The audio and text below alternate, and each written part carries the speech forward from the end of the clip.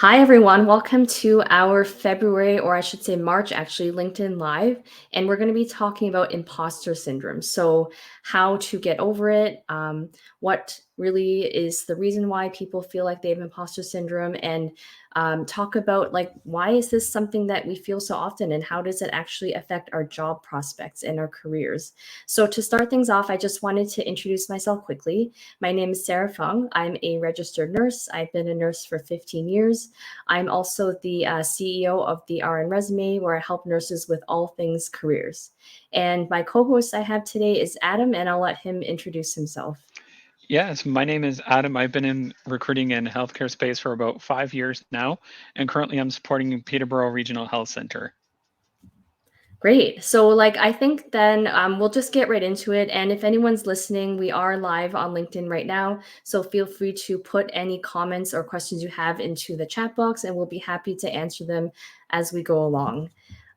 So, I'm just going to get right into it and talk about imposter syndrome and what actually it is. So, it is actually an internal feeling that you might have that you are not supposed to be in a particular job, that you're a phony, that you kind of made it there not based on your skills or experience, but maybe by sheer luck or by your connections. And you kind of question yourself all the time on why you should be somewhere, even though you have been successful in your particular field or career or previous jobs.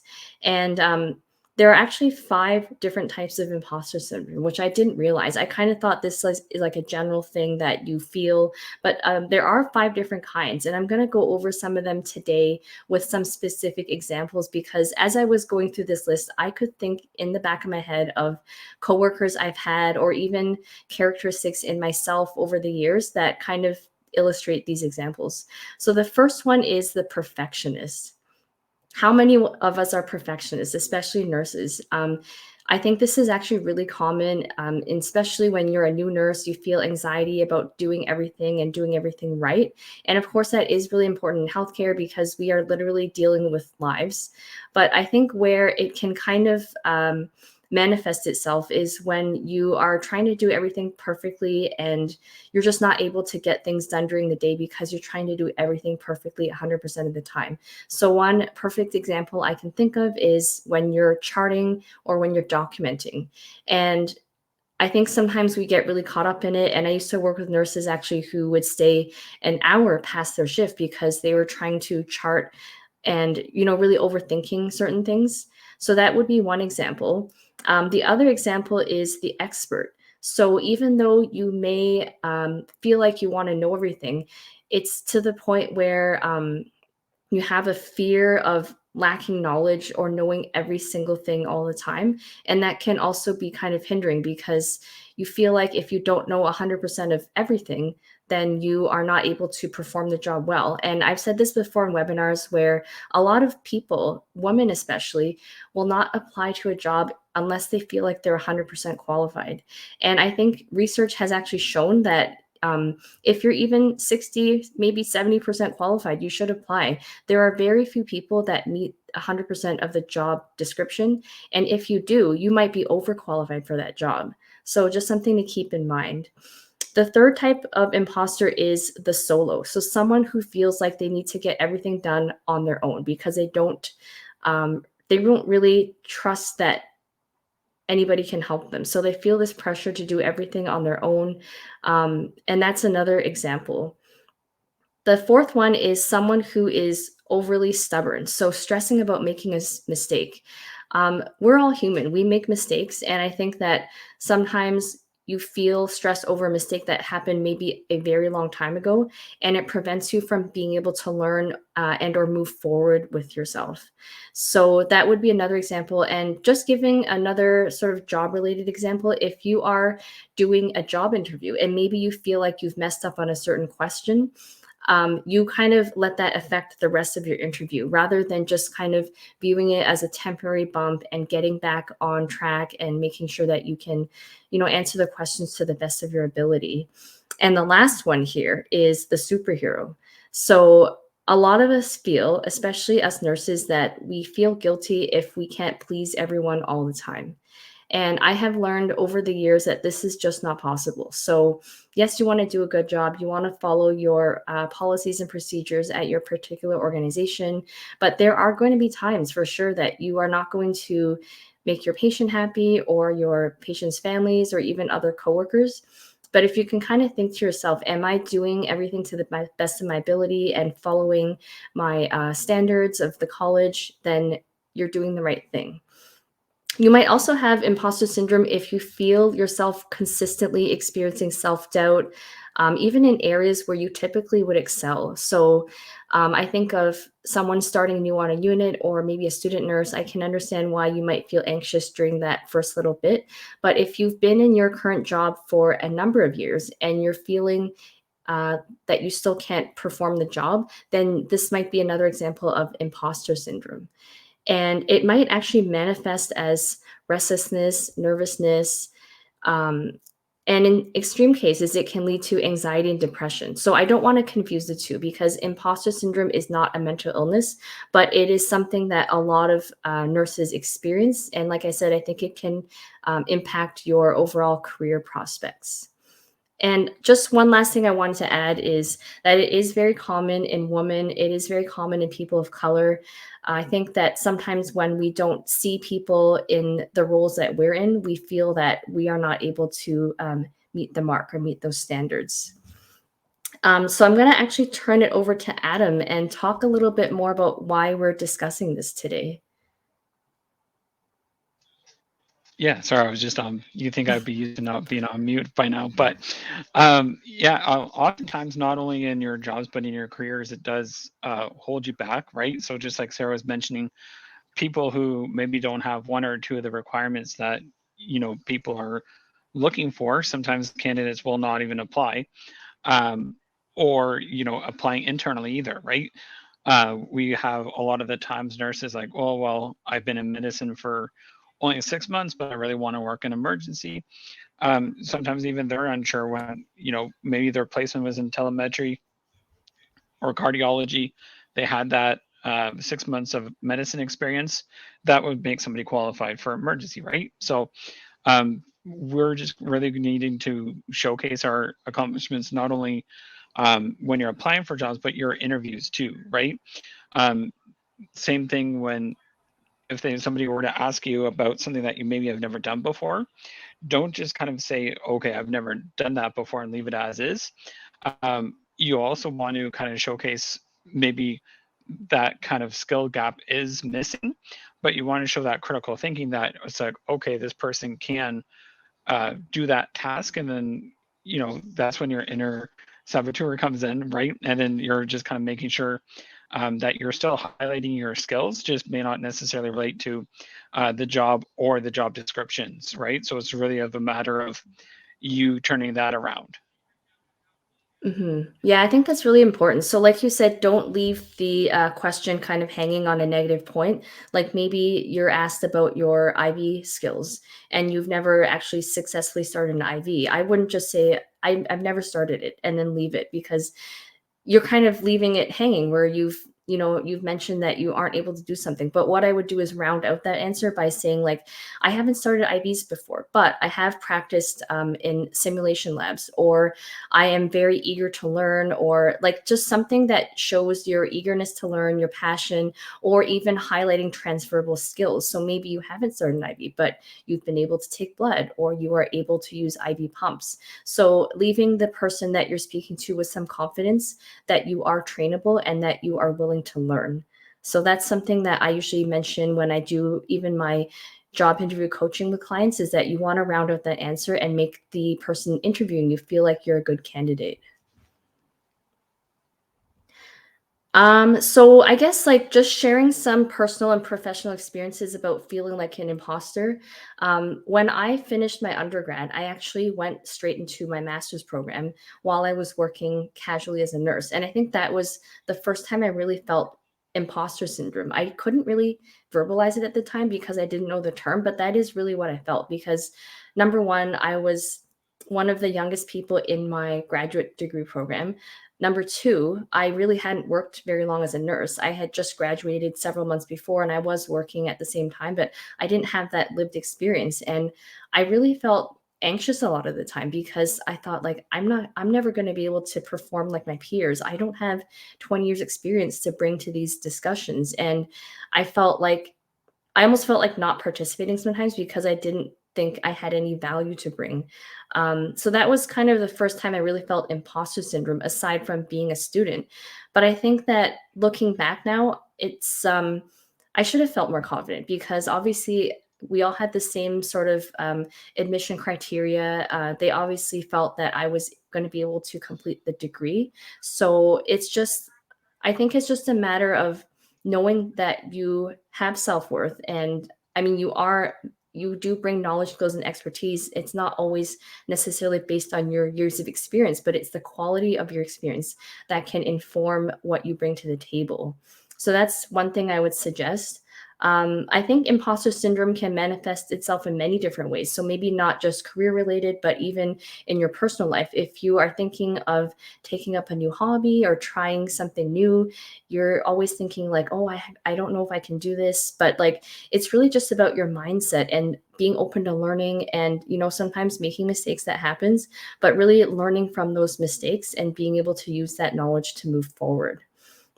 So I'm wondering, Adam, if you have any sort of um, examples you can share, even in candidates that you've interviewed about imposter syndrome. Yeah, so I've had lots of situations when it did come to that. Specifically for internationally trained nurses coming into Canada, everything's a whole overwhelming experience for the most part. But to start to apply once the international nurses got their CNO registrations, it's like, well, I only worked in international. I don't have any Canadian experiences, and that's just from the devaluation of the current system, which I don't agree with. But that's another story. Essentially, for these candidates, they're just like, well, I don't know. It's like, okay, well, back home, you worked in the ICU, you worked in emergency. Can you tell me about that, right? So then once the candidates start to rattle off their skill sets and what they've accomplished, I'm just like, okay, so why can't you apply for general medicine or telemetry, right?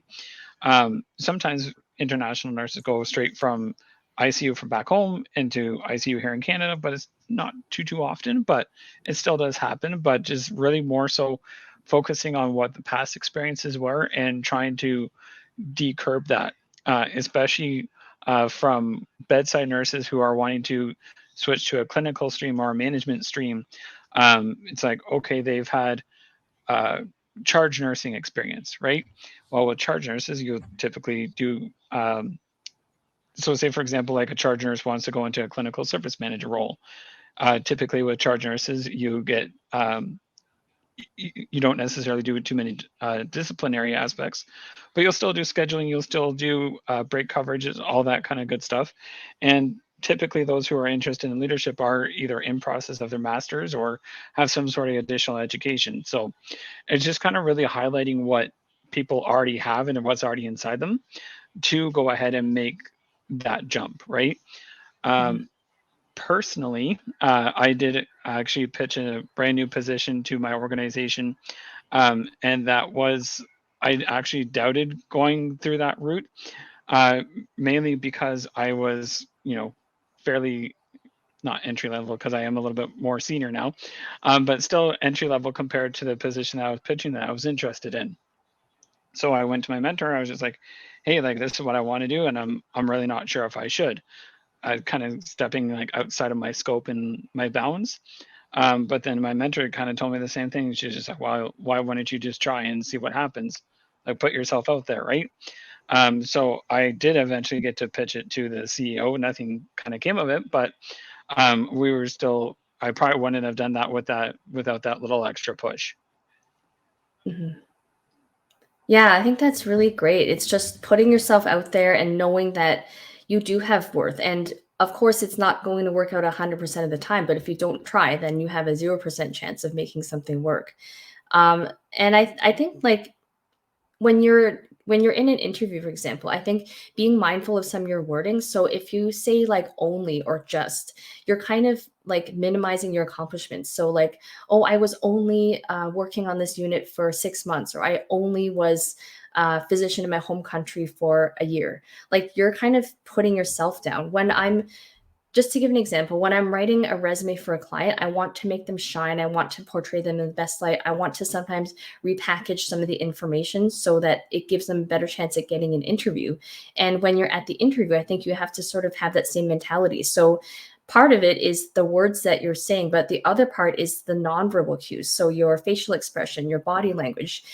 Whether or not you're doing an in-person or virtual interview, that does have weight. So studies have shown that verbally what you say is only a small percentage of the message that you're conveying. So things like your tone of voice, like I said, your nonverbal body language, that does make up part of the equation as well. So even practicing some of these things, or if you feel like you don't really have much to offer, maybe you can start with asking your colleagues, your managers, your friends and family, what are some great qualities about me, so that you can kind of internalize it and realize that you do have great qualities. And if someone else is telling you these things, then you know that it's not you trying to make things up. So in the words of my fellow nurse and LinkedIn connection, Farah, she always calls it brag and swag. So make sure you do your brag and swag at all stages of your job search process. And I think that'll really help you.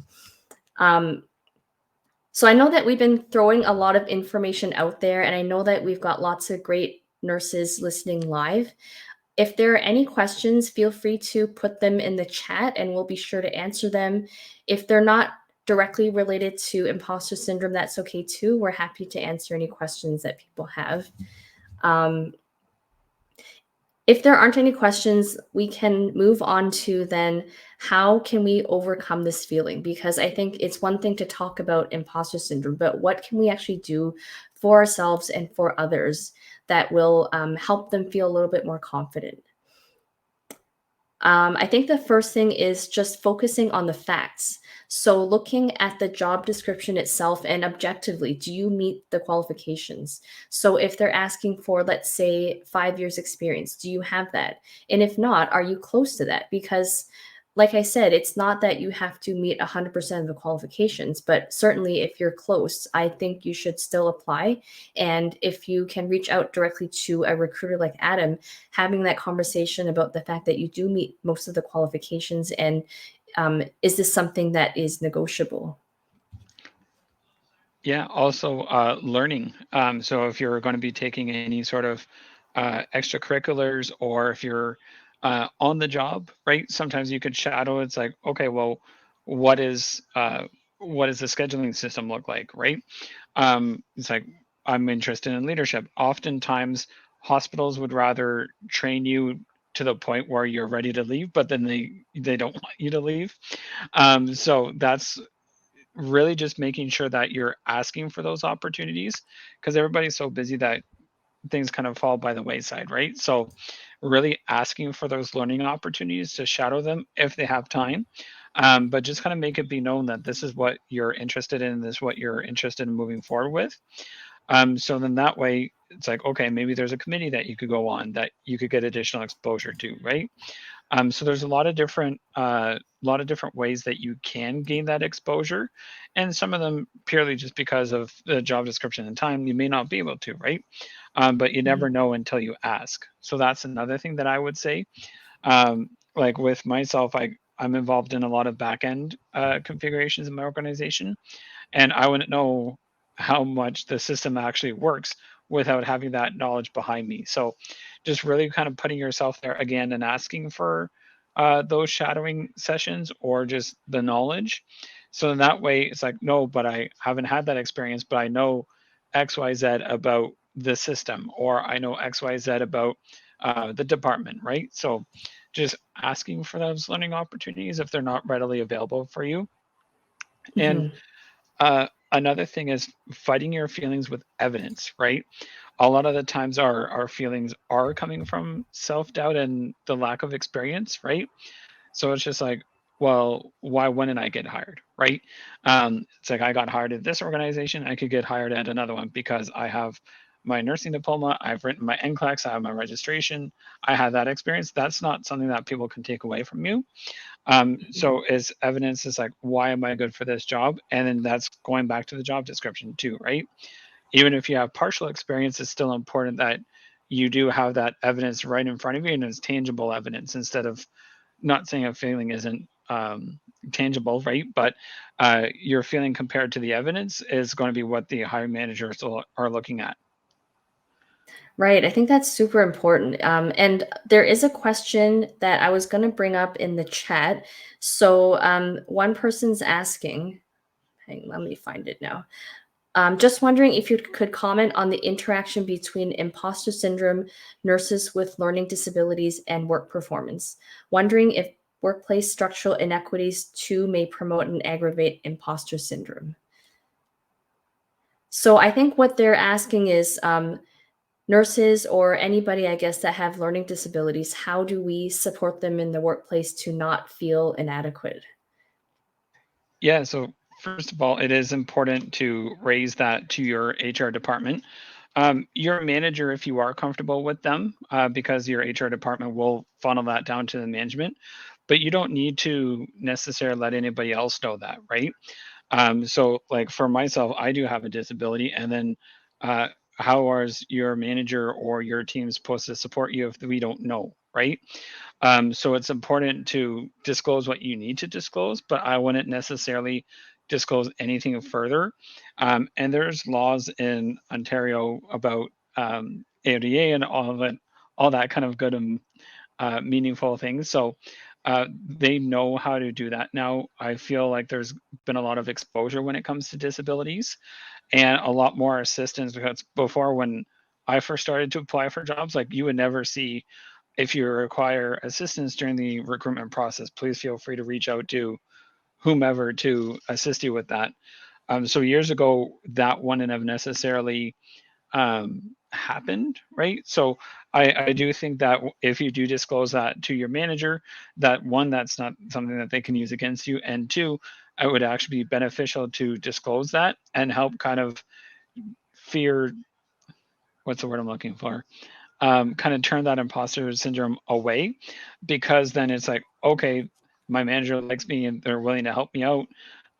So let's go ahead and do whatever shadowing that you're wanting to do, right? So it's just a way of, helping you be better with your disability, just knowing that they now know how to help you with that disability. So, like for myself, if my manager needs to show me first, and then I can do just fine, right? Because sometimes when it's a 20 or 30 minute training session and I kind of veer off a little bit, and I'm just like, okay, like I'm kind of checked out by like minute 15. So it's keeping me engaged by actually showing me how to do it and walking me through that steps. I've been able to retain that a lot better. So um, I think that necessarily disclosing that would be a benefit to yourself and to the employer too.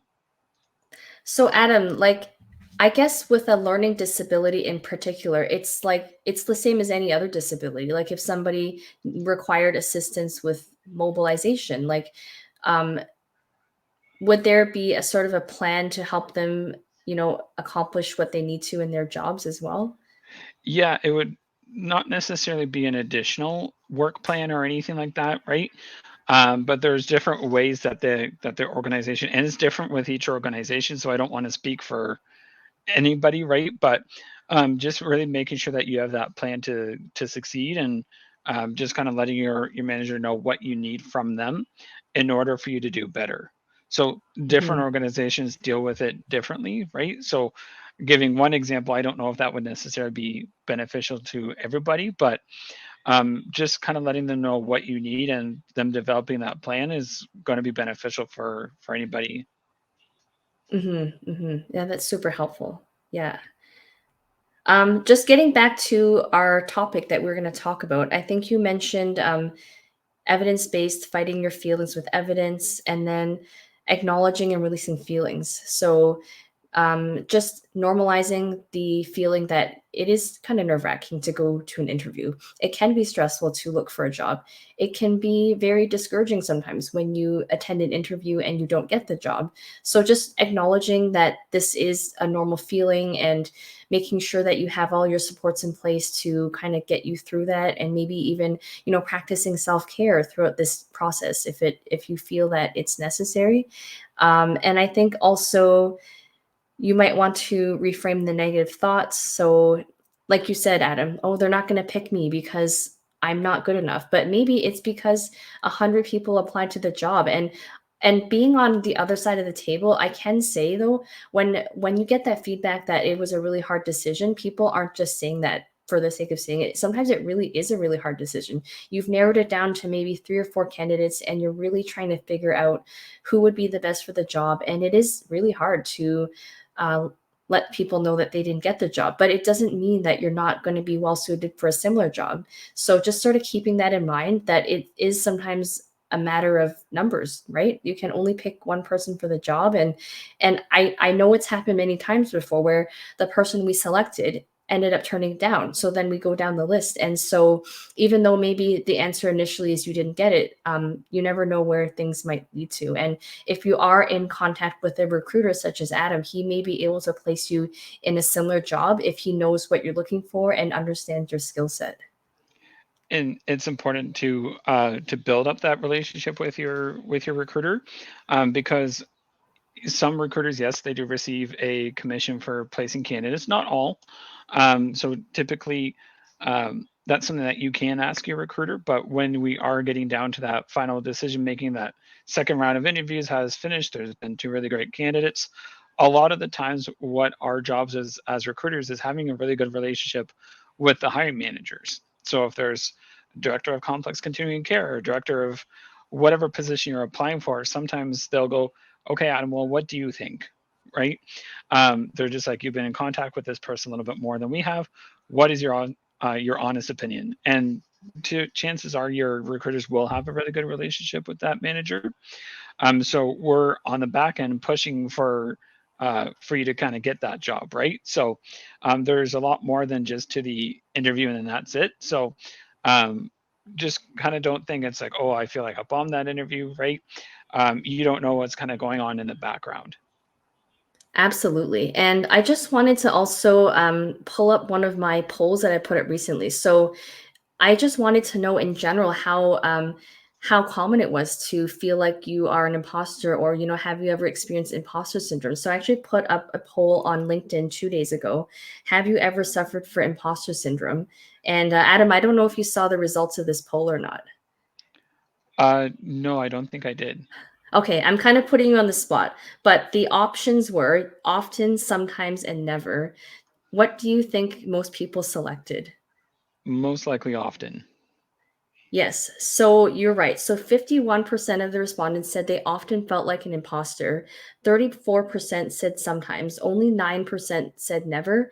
And 6% said, what's that? I thought I'd put a last, like one funny kind of option in there. But it just goes to show you that if you're feeling this way, you're probably not alone. It's very common. And it's something that I think I personally have to actively work on all the time. And I'm sure others feel that same way. Adam, any last thoughts about imposter syndrome? No, just that they can creep in during work as well. So if you make an error or anything like that, right? It's important to make mistakes because that's sometimes a really good learning opportunity. Mhm, So just one kind of thing that I try to do is just like, okay, it happened, and then let it go. That kind of goes back to that release your feelings, right? mhm, Because then if you start to doubt yourself and then drag on that 1 or 2 things that might have happened, then it starts a little bit of a slippery slope, right? So it's important to acknowledge that feelings that yes, that maybe that mistake did happen. You learn from it and then you let it go. So that's kind of my motto whenever that creeps into me when I'm working. mhm. Yeah, I think that's important. So, obviously, in healthcare, the stakes are a little bit higher because we're dealing with people's lives.